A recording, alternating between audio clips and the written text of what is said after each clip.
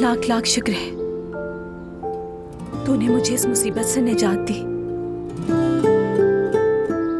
क्या वाकई ये मुमकिन है?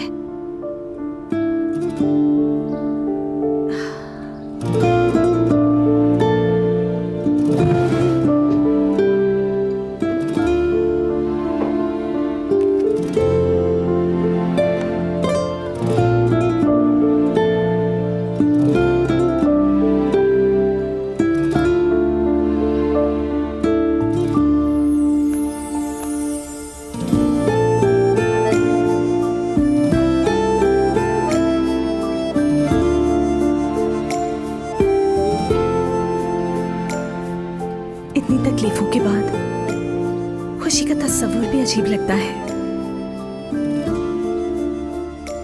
मुझे तो ऐसा लग रहा था कि जिंदगी की खुशियां मेरे नसीब में हो ही नहीं सकती। एक अजीब सी कैफियत है। या अल्लाह मेरी मदद फरमा। नहीं, यूं बैठे बैठे सिर्फ शुक्र करने से दिल का बोझ नहीं हटेगा।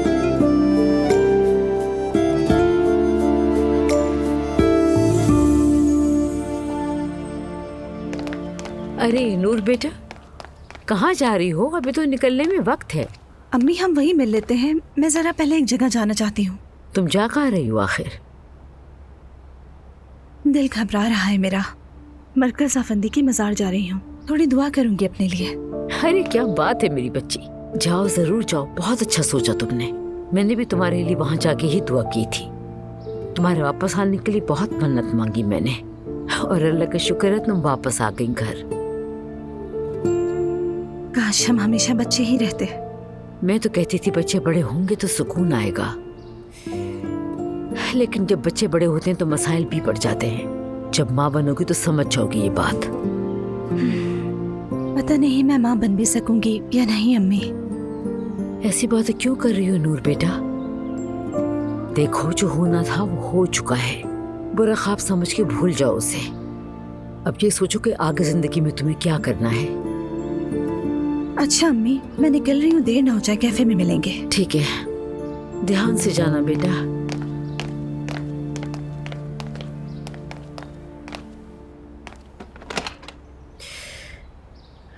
मुझे भी कुछ करना चाहिए इसके लिए। अब्दुल्ला साहब ने बकरी का सदका दे तो दिया, लेकिन आप ठीक तो हैं आपा?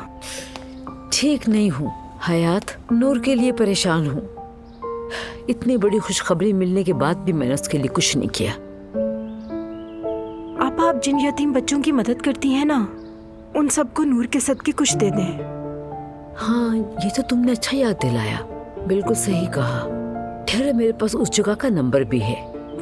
मैं कॉल करती हूँ उन्हें। कुछ कपड़ों का बंदोबस्त करके फौरन वहां पहुंचा दो।